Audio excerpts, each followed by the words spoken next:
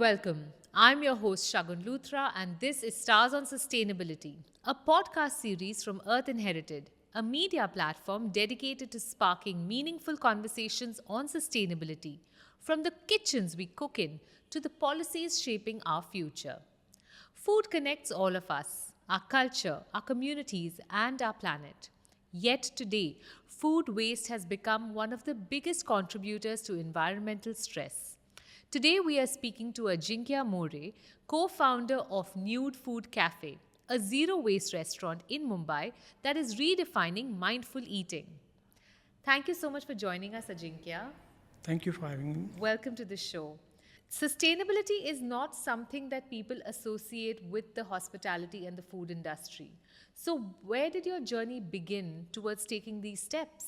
Yeah, rightly said. In any of the hospitality or a restaurant business, food waste has never been considered to be a concern. But uh, when I and Siddhant started thinking of coming up with some restaurant or a cafe, we wanted to do something more thoughtful and different than what other people are doing. So the idea of doing a zero waste cafe was initiated, and then we have developed this idea of zero waste cafe into a nude food cafe, what you see now. So, explain to us what happens at the Nude Food Cafe. How did you manage? I mean, what are the steps that you've taken from sourcing the food to what do you do with your deliveries and takeaways? What do you do with your food waste? Can you take us through some of that? Yes, when we given a thought like to do a zero waste cafe, the first thing was what can be our menu. So our sourcing, I'm working with different farmers for last 10 years within India. So I have a good connect with farmer community, organic farms where I started procuring, and our menu was developed in such a way that everything is being used head to toe. So there should not be any wastage at the pre-production level, and post-production also we don't oversell any of the food. If we feel customers should order only 2 dishes, we always suggest not to order the third one. And if they need it, then we provide them. So in this way, we reduce down on any of the wastage which happen pre and post operations, as well as whatever the pre and post production wastage generated at the cafe go to our composter. So there's nothing which end up in a landfill, and we make sure everything dry. The compostable and non-compostable material gets segregated at source. So all the recyclable material goes for recycling. We avoid any single-use plastic first of all. So all our deliveries goes in paper containers, and we use glass bottles, which come back to us and we recycle them. So in this way, we started with a non-waste generating delivery model for ourselves. Can you tell me why you called your restaurant Nude Food Cafe? So nude food literally mean food without any processing, food which is natural, which is good for health, good for environment, food in its natural form basically. So nowadays if you go to any supermarket, you see bananas or oranges wrapped in a cling film, which is not required. Nature has already given a good covering to each of the fruits or vegetable, and we can just wash it and we can use it rather than covering them up with unnecessary packaging, which is not required. And another thing, at Nude Food Cafe, we try to use everything organic as much as it can. We know the source where it's coming from. So we are very much assured about the kind of ingredients we use on our menu. So most of the sourcing happens indigenously. A lot of ingredients are coming from different organic farms and the farming group around Maharashtra and India. Our dairies are coming from Gujarat, Pune. Our dry grains are coming from Assam, Manipur, as well as a lot of different rural areas in Maharashtra. Right. So sourcing right ingredients is very important. Even our coffee beans are directly coming from the coffee farms in Chikmagalur.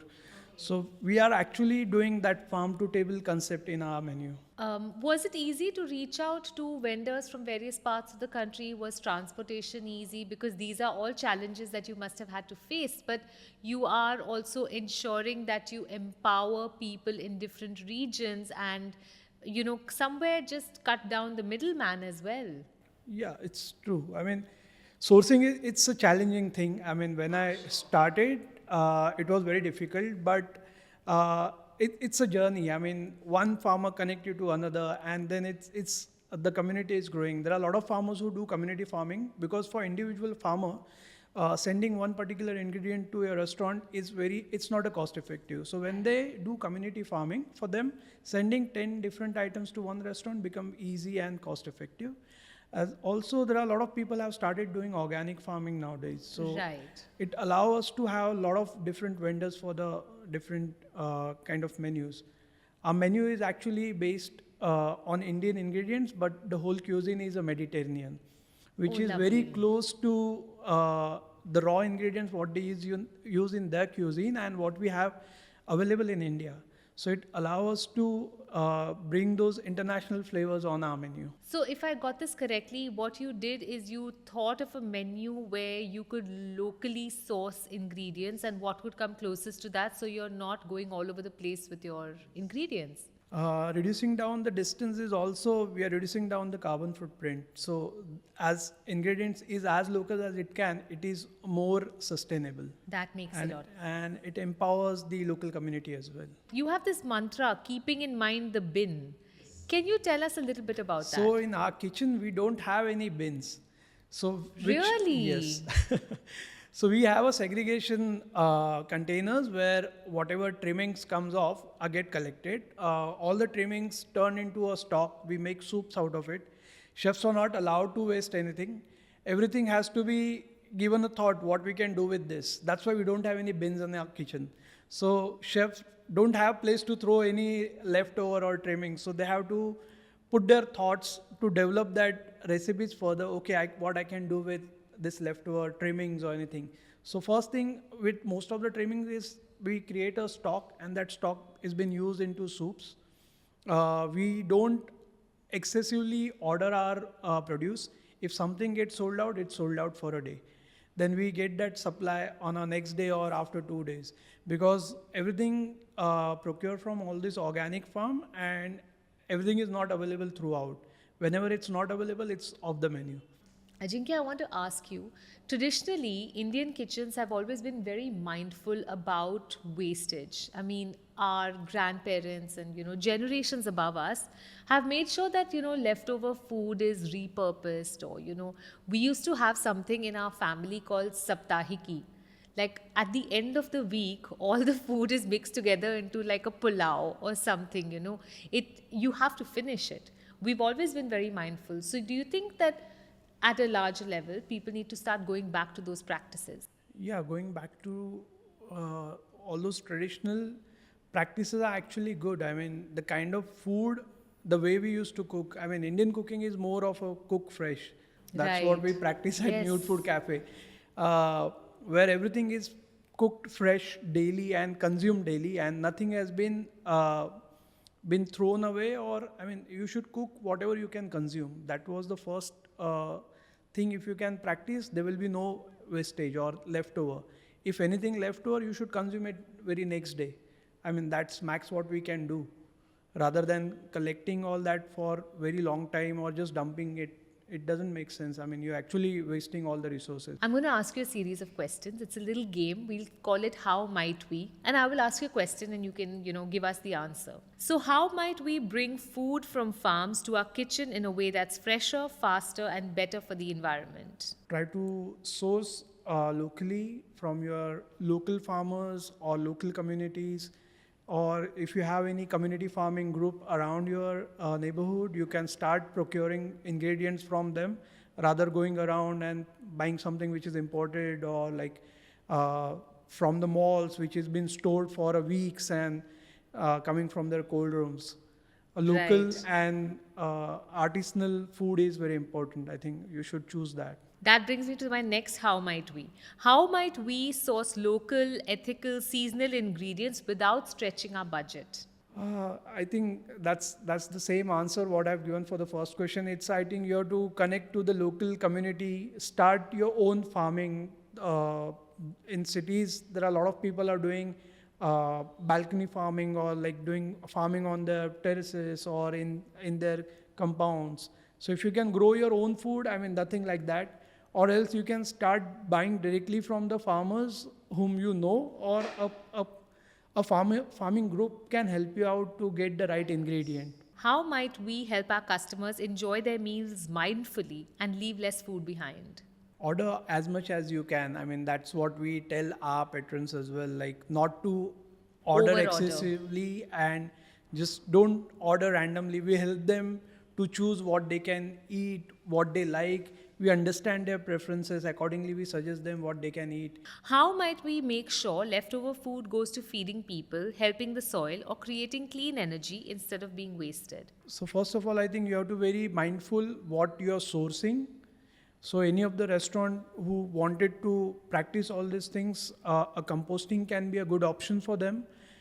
Similarly, they have to be very thoughtful when they craft their menus, to use each ingredients very thoughtfully and to make sure it should not be wasted. And even after production and consumption, if anything is left in the restaurant, it should go to the composting rather dumping into a landfill and creating a green gases. How might we close the loop and give back to farmers and communities that keep us going? Creating a compost, going back, I mean, giving back to those farms who do organic farming so they can use that organic compost as a fertilizer in their farms, rather than using any chemical fertilizers or the pesticides in their farms. So I think that is the easiest way to do that.